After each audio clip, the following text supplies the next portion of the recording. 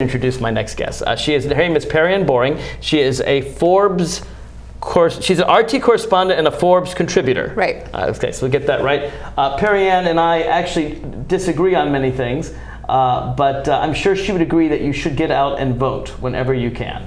Right, we can agree on that. You should always have your voice be heard, absolutely. You should always have your voice be heard. We're going to be working on getting the internet and getting this one up here. So I want to talk with you tonight about really the war on poverty. So the war on poverty celebrated its 50th anniversary this year.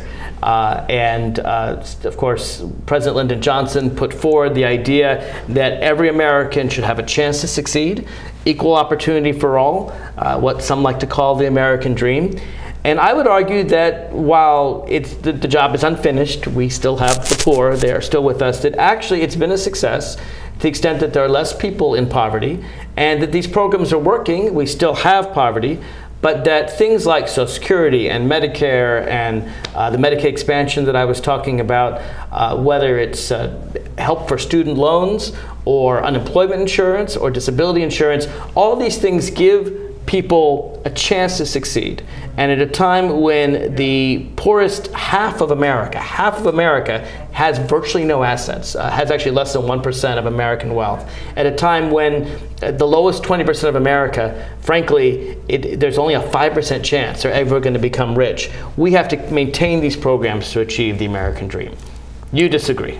Well, I think what's more important, and what really the message that our founding fathers set for us, is the message of opportunity over equality. Instead of everyone having to be an equal, everyone having the opportunity to have income mobility. Here, because of free market capitalism, we have the ability to work hard and to advance above our peers and to gain our own wealth. And I'm a story of that. I come from middle of nowhere, Florida. I literally grew up on Orange Grove, and a lot of my friends, even my siblings, are in the same position I am because I decided to put my head down and work hard. And because of capitalism, because of business, and because of the opportunity to succeed, I have succeeded and I've done much better. And I think what's more important is to have a foundation where people can work instead of where we have a system where everyone is the exact same. Well, let me be very clear. I am not arguing for socialism. I'm not arguing that every American should have exactly the same amount of wealth. Not at all. I'm arguing for more equality, not absolute equality.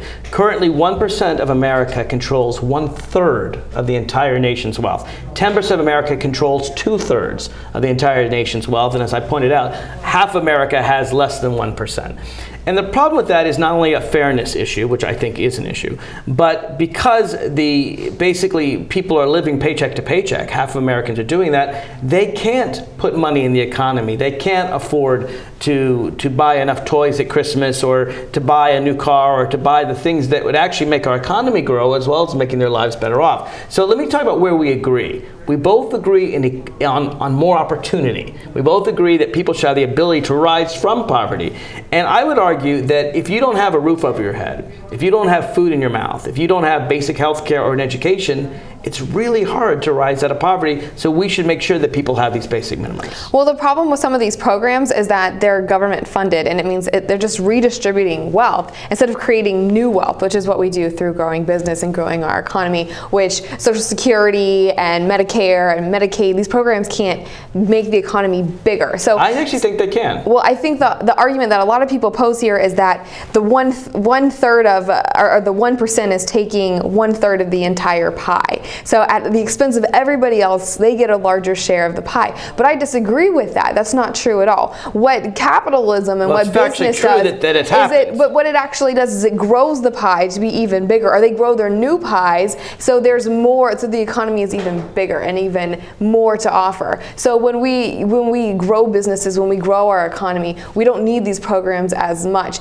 And I do think that there's an argument for there needs to be a safety net, a basic minimum for every where American we are citizen. today is we have this social blanket that actually suffocates people, and it traps people in the circle of poverty. Because when people get food stamps and can eat, they don't really feel suffocated. They feel liberated, because if they have to eat and they're starving, they're much more likely, frankly, to break into a store and rob it than they are to feed their children, because you have to. But it also drives away private charities. So sometimes if there are people on food stamps, there's a less incentive for the private market to create these charities, because they know the government arguments there to back Here's why I hate that argument. So 50 years ago, before the war on poverty began, you know what? Did private charities take care of poor people? They did not. We had far more poor people than we do today. We had 25, 35%. But you're saying that the income gap is even wider today. No, well, the income gap is wider, and it's been wider than it's been since the 1920s. But the basic minimums, the number of people living in poverty, is way lower. It used to be that 25% of the elderly lived in poverty. Now we have Social Security, now we have Medicare, and that's down to 9%. So these programs are working. Let me ask you a specific example. Student loans. So we have grants that allow kids go to college and to get a subsidized loan from the government. And this is often the ticket out of poverty. What's wrong with student loan grants? Well, the problem is that because the government is subsidizing education, it makes the value of an education even less. So because we're giving away education for free, when you go to school and you get that degree, your degree is worth less. And on top of that— Wait. Education is worth less because the government is helping people get there? It's just the law of supply and demand, because everyone now has a basic degree. What is the value of that? The learning that you have that you can use to apply to a job. But a lot of people that are graduating from college, and unemployment is highest among this division, this age division, 18 to 25. Yes. It's because everyone is graduating with the same degree. But it's higher among people that haven't gone to college than people who have gone to college. But I think what's even more important to recognize is that the government makes a lot of money off of this program. Last year, the government made $38 million off interest rates off student loans, and they use that money to pay for Obamacare. So that's a perfect example of where the government is redistributing from young people. They're taking money from young people and using it to serve another program. Here's the thing. The Republicans believe that basically the banks should profit off of students, that they should have this money. The government said, why should private industry profit from our subsidies? In other words, if the government is subsidizing students to go to college, shouldn't the money go to students or to colleges rather than go to the banks, which is the way the Republicans wanted? They said, no, the money should go to the government or the students or the college. But the government subsidizes businesses all the time, and this is crony capitalism. This is another huge issue. Well, we agree that they shouldn't subsidize Absolutely. businesses. You have the Import-Export Bank that's giving all sorts of subsidies to Fortune 500 companies. You have subsidies to green energy companies. I mean, this is all subsidizing major companies that don't need government support. Okay, well, on that we agree, and it's good to have agreement. We agree that the government shouldn't be subsidizing So if you agree that they shouldn't subsidize corporations, why should they subsidize anything else? I'll tell you why. Because I consider people to be more important than corporations. I know in Mitt Romney's eyes, corporations are people. I've never believed that. It seems to me that if you've got, I always use my example, Tiny Tim, right? So Ebenezer Scrooge has thousands of gold pieces, and he doesn't pay Tiny Tim's father enough to earn enough to pay for Tiny Tim, who's a 7-year-old. He's on crutches. He needs health care. And frankly, Scrooge has to be scared by a number of ghosts before he finally gives a little bit of money so Tiny Tim can have health care. It seems to me that Tiny Tim could well be a productive member of society, but if you're born into poverty, it's really, really hard to get out without some of this government aid. I mean, do you deny that it's hard to escape poverty in America?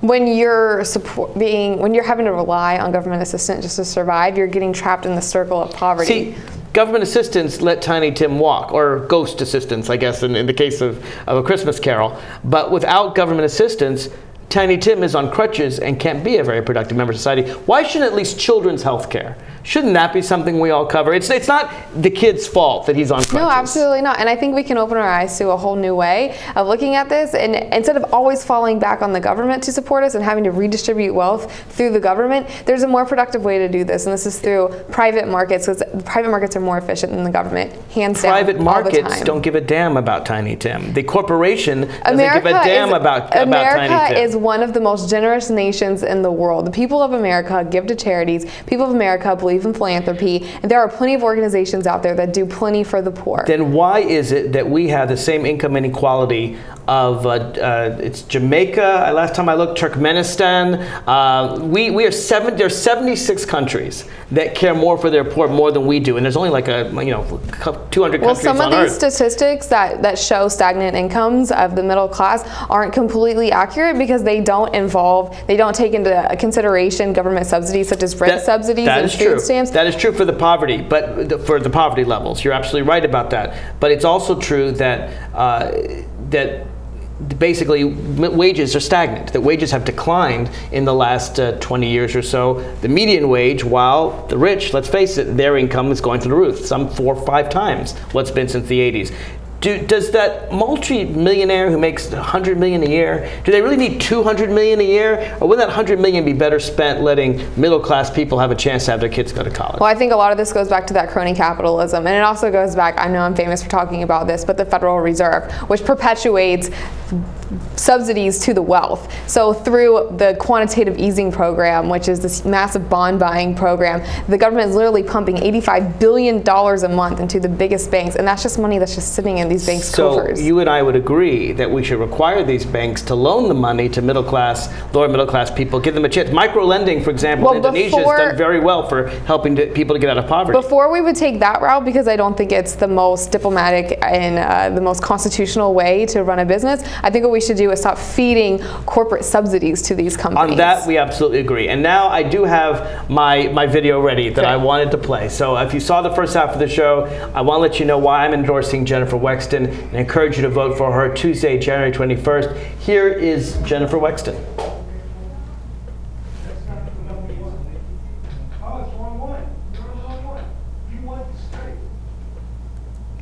I thought we had the video ready. Tell you what, we can wait and we can do it after the break. Oh, here it is. Another by an intruder who forced his way in through her bedroom window.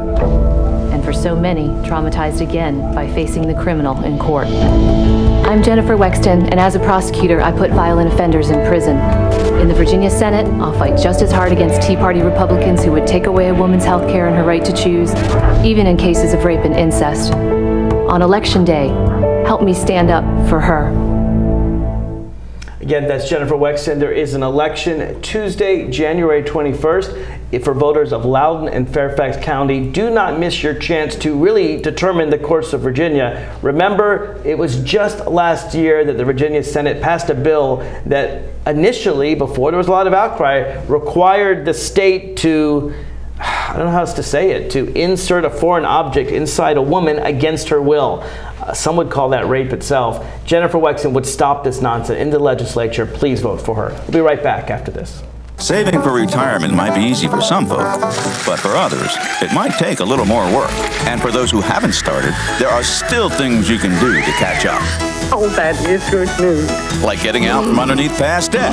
And don't get wrapped up with high-interest credit cards. Get you some eyes. Be diversified with your investments. Don't put all your eggs in one basket. Your financial goals are not out of reach. The choice is clear. For a happy ending, choose to save. Everyone with alcohol and drug addiction is in the same boat.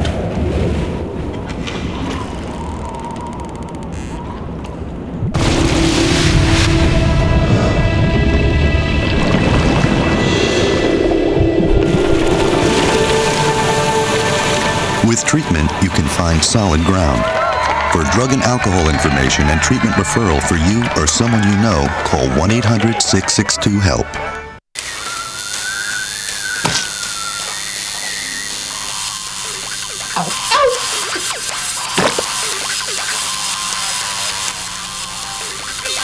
Dude, are you sure you want this tattoo? Because just do it.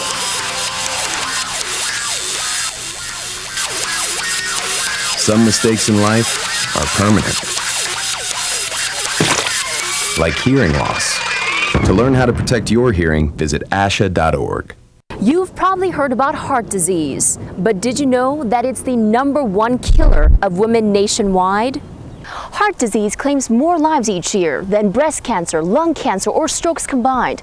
But there are steps you can take to protect yourself against it. For more information on how you can prevent heart disease, contact your local American Heart Association. We're back to the Inside Scoop. Here again, your host. AmericanHeart.org.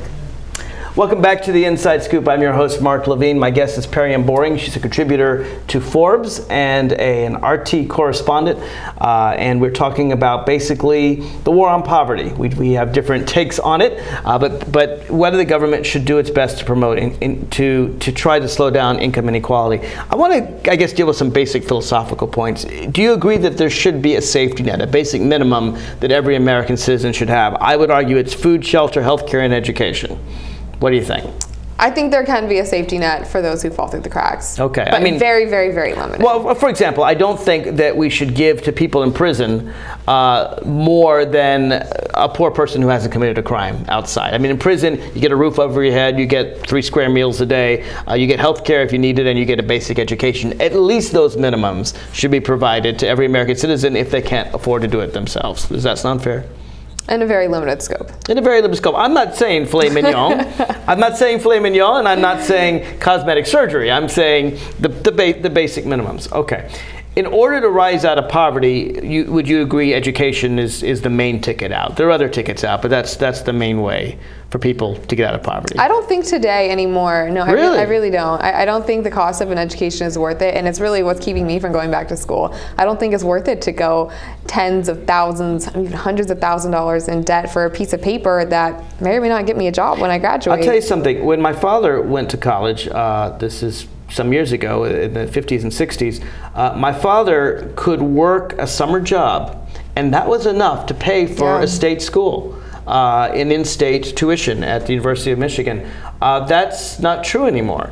And one of the things that I think government aid strives to do is to make it so you can put yourself through college without paying tens of thousands of dollars in debt. The reason why education is so expensive today is because the government's been subsidizing it, and because the government's been making education free for everybody. It actually makes it more expensive for everybody. Well, it's free if you got a scholarship. It's free if you get student loans. Well, a person could go to school without paying for it. But the reason why tuition rates are increasing is because the government's been giving massive subsidies to education. Okay, but if they did not, let's look at just recent presidents, right? President Obama grew up very poor with a single mother. President Clinton grew up very poor with a single mother. A lot of people don't know that Mitt Romney's father also took welfare for a couple of years. All of these people achieved greatness because they were sustained as kids when their parents fell into poverty.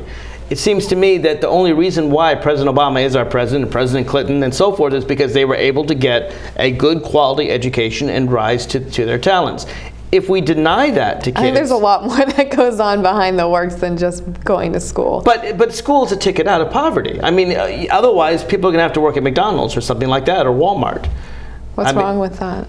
Well, you don't make very much. I'll tell you what's wrong with Walmart. One of the things Walmart does is if you work for Walmart, they don't provide health care for you. So when Walmart comes into town... When you work at Walmart, I mean, I took a minimum wage job when I was younger, and my first job I worked And was it enough for you to live, to take care of all your expenses? It was a terrible job. I hated it, but it gave me the skills to get a better job. And then that job gave me a better job to get an even better job, and so on and so forth. And to this point, I have a job where I can pay all my bills, and I'm doing fine at this point. But okay, but half the people on minimum wage are taking care of their families. Shouldn't people make enough to at least afford that their kids don't go hungry, that their kids get health care, so that we don't need to rely? Because when Walmart comes in, you've admitted you agree with it with a basic safety net. Walmart comes in and we have to provide more welfare to people because they're paying them so little. Well, I don't like the model that Walmart has set up to where you go in and they set you up with their HR department and then they sign you up for all these government programs, because it's basically just using the government. They're basically admitting that they're not paying their employees enough. But instead of forcing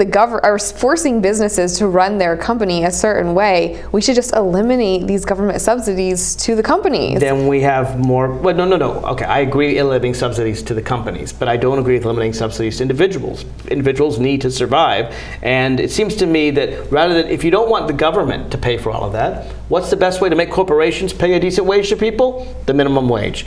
If we were to keep wages today at where they were in the 1960s, wages would be $10 an hour. Interesting, if we were to keep up with productivity gains, they'd be $20 an hour. But I'm not asking for that. But that's not business's fault. That's the government's fault. That's the government's fault for inflating our currency. Since 1913, our currency has devalued 95%.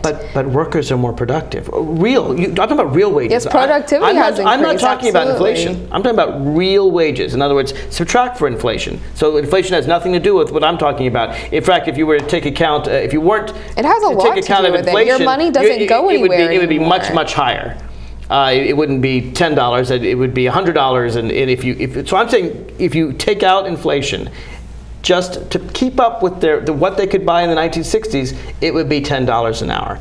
And it seems to me, and again, that doesn't account for productivity. What that means is that all the productivity of workers that are earning $7.25 an hour, they'd be earning $20 an hour. So $10 of that productivity just went to the employer, went to stock owners, went to people, not to themselves. Even These the workers people are built more the than twice companies. productive. They deserve that money. They built the company. But the workers' productivity. Okay, has so increased. all right, so if we make this minimum wage, we make minimum wage, I don't know, whatever you want. You wanted $10. Okay, so then we're taking profit away from the CEOs, from the shareholders, whatnot. Oh no, the CEO, how many corporate jets? He'll only have 6, not 7. Okay, so why don't we just get rid of the CEO altogether?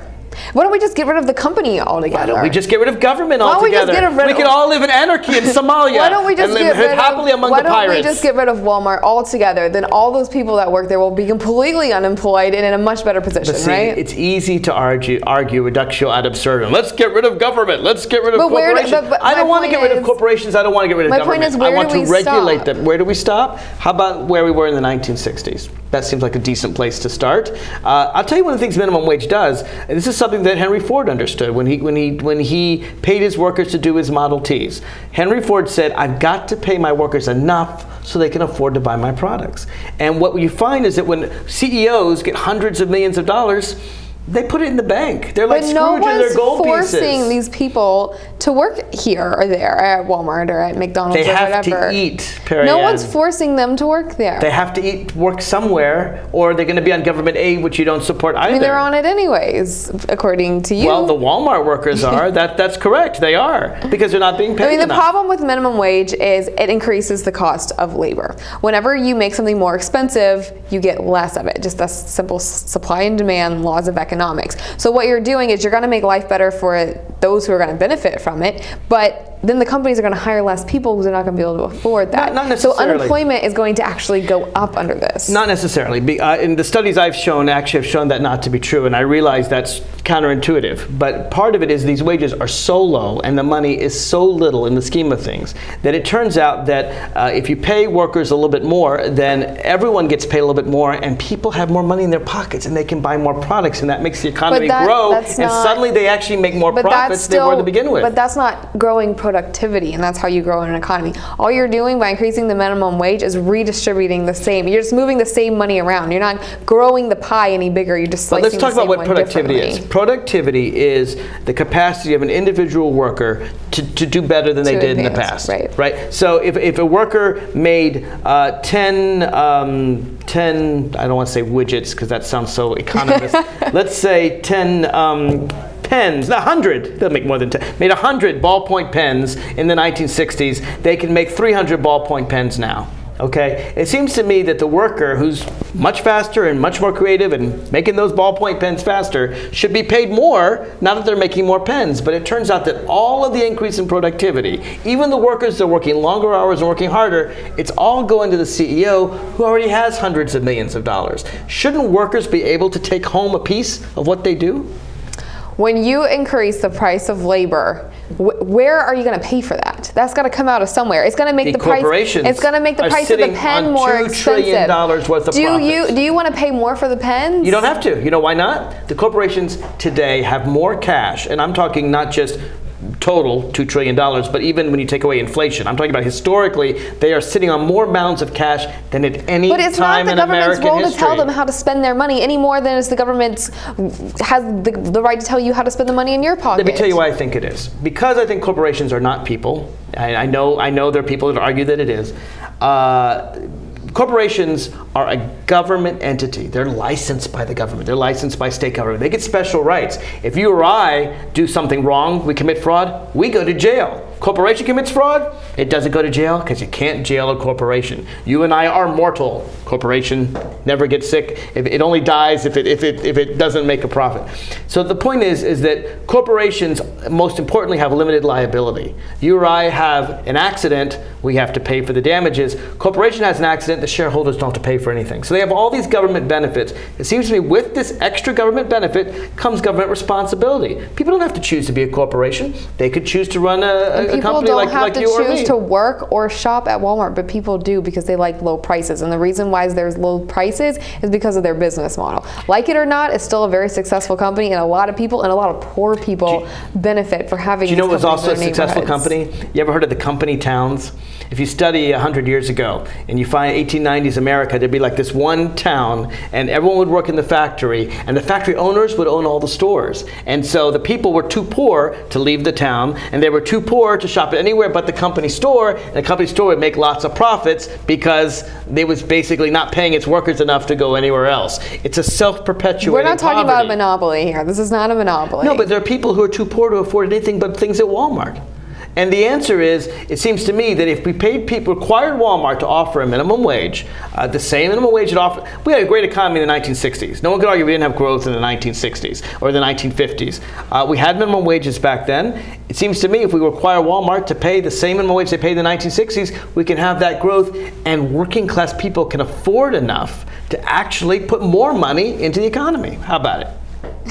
It sounds wonderful, but just because of the laws of economics and the beauty of economics, that's not how it works. And when you when you put price floors and price ceilings and wage controls, I mean, these are Marxist policies. These are socialist policies, and history shows they don't work. Well, in fact, I'm not talking about price controls, though. Frankly, the last president to do that was a Republican, Richard Nixon.